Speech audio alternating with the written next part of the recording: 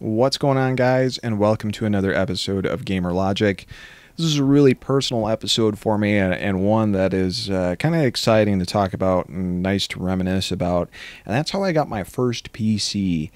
And getting my first PC, the major event that set that up, and all the other events around it that made that happen and changed not only getting a computer, but allowing me to go to school, and just a ton of other things that came attached with that.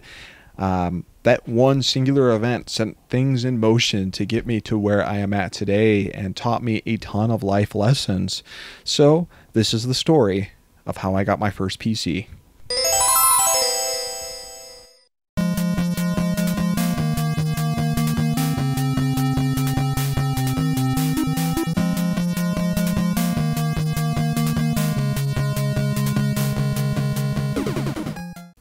So to get the full scope of this story, I'm going to go into detail here. So grab some popcorn, grab a sandwich, grab a soda, whatever you need to do, because this is probably going to be a long one.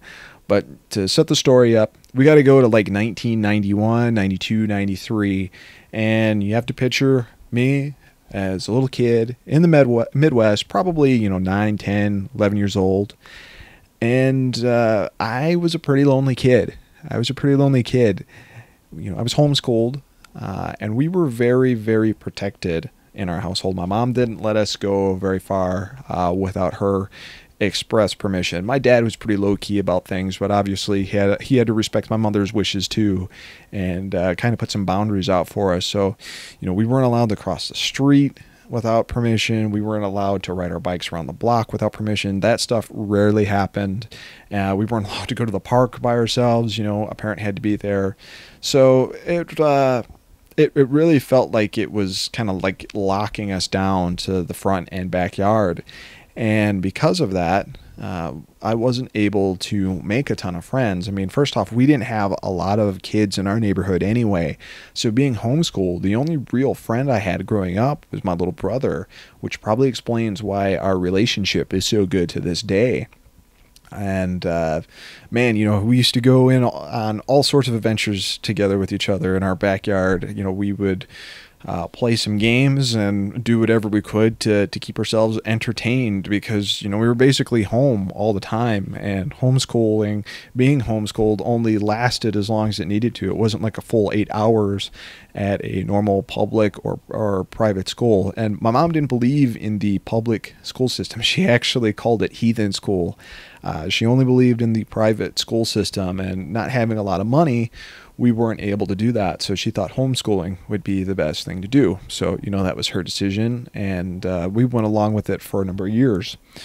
So other than my little brother, my only major source of entertainment was literally the Nintendo Entertainment System. And I think that's what just kept me from going crazy with boredom and actually expanded my imagination. If I played a game like Contra, the next day, me and my little brother were imagining we were in the first stage in the backyard, running through the jungle with our plastic little army rifles and stuff. So, games never influenced me in a negative way. It was always a positive way, and it kept me from going insane. It really did. So, fast forward, and eventually this new girl moves into the neighborhood, and her name is Jessica, and she's allowed to do whatever she wants. So she is going around the neighborhood, and she's finding out who is around, what kids are her age or around her age. And she came up to our doorstep, and my mom answered the door, and Jessica introduced herself, and my mom figured, okay, well, she's around Matt's age, so they can hang out.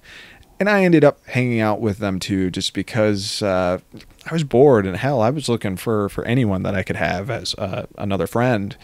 So we would hang out, and she explained that she had an older brother. She had a couple stepbrothers, actually, and the youngest stepbrother out of the three, Pat, was around my age. And she said, oh, well, he likes video games, he reads Nintendo Power and all this stuff, so you guys would probably get along really great. So I thought, cool.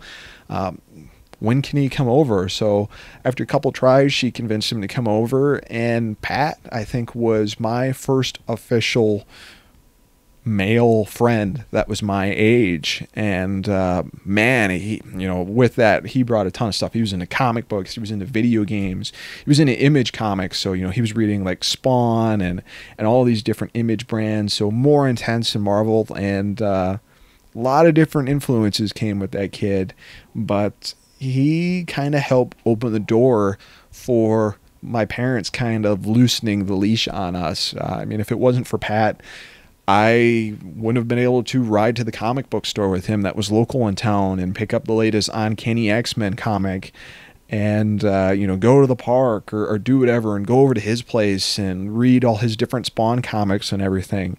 It was pretty amazing. That was pretty amazing. So to fast forward even more, we're becoming friends and I'm hanging out at his place, and they had a lot of animals at his place, lots of cats, lots of dogs. And I'll never forget, we were in his room, we were reading, I think it was Ninjak and a couple Spawn comics and whatever else Image had at the time, Wildcats. And this dog named Serena, it was a pit bull terrier. The door was closed. She just let out this growl, like this evil growl that made your blood go cold. And I never met the dog up front because I guess she was just dangerous. Like, unless you actually lived in the house, she would rip your head off, is the way Pat made it sound. So pretty freaky. And that moment comes into play big time because several months later, during the fall, Matt and my little brother decide to go over to Jessica and Pat's house. And they're in there playing Street Fighter 2, and we're waiting for them to come out. We couldn't come in because their parents weren't home. And Pat opens the door, and out runs Serena, the pit bull terrier. And the dog took one look at me, and it ran right towards me. And it growled, it opened its mouth, and it attached its mouth to my left leg, and it bit. It bit, and it bit.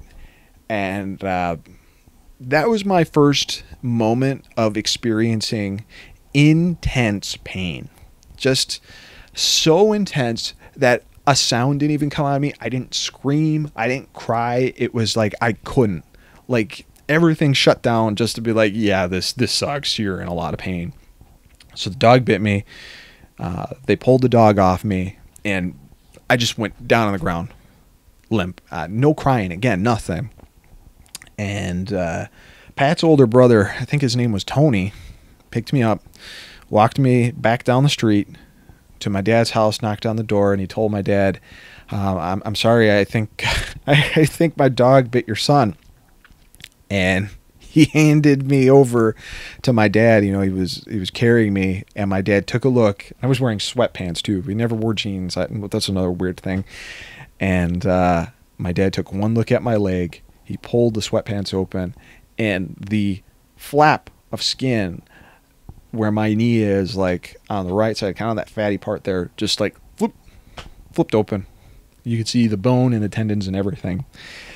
And obviously I was bit by a dog, so they took me to the emergency room. They had to do plastic surgery on my leg. They actually had to stretch the skin to get it to reform. They sewed me back up. I was on crutches for the rest of the winter, and eventually I was able to walk. I guess it was like inches away from a tendon. Now, we weren't going to sue the family. We didn't want to sue the family because they were kind of in the same situation we were. They didn't make a lot of money as us, and suing just wasn't something we were going to do.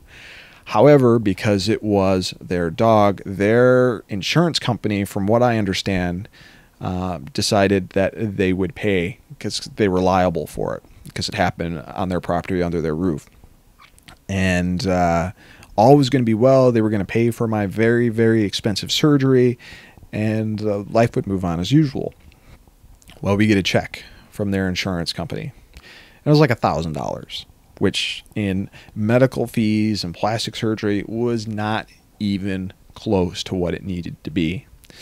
And they pretty much agreed that they were going to pay like 95% of it, if not 100% of it, because we weren't liable for anything. It wasn't our fault. My dad called the insurance company up, and they basically politely said, you know, go screw yourself.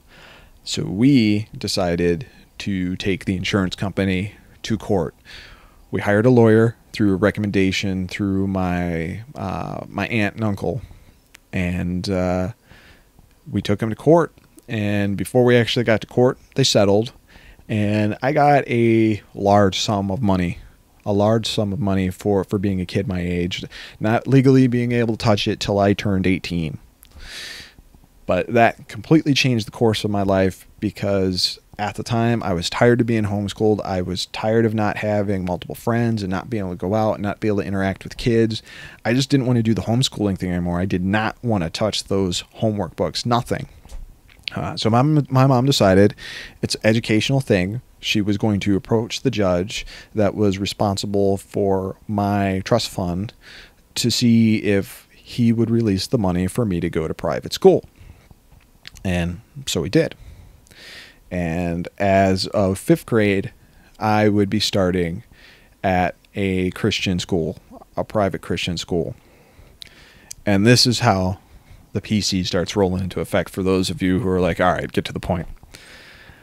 So I hated the school that I went to for wanting to be done with homeschooling so bad.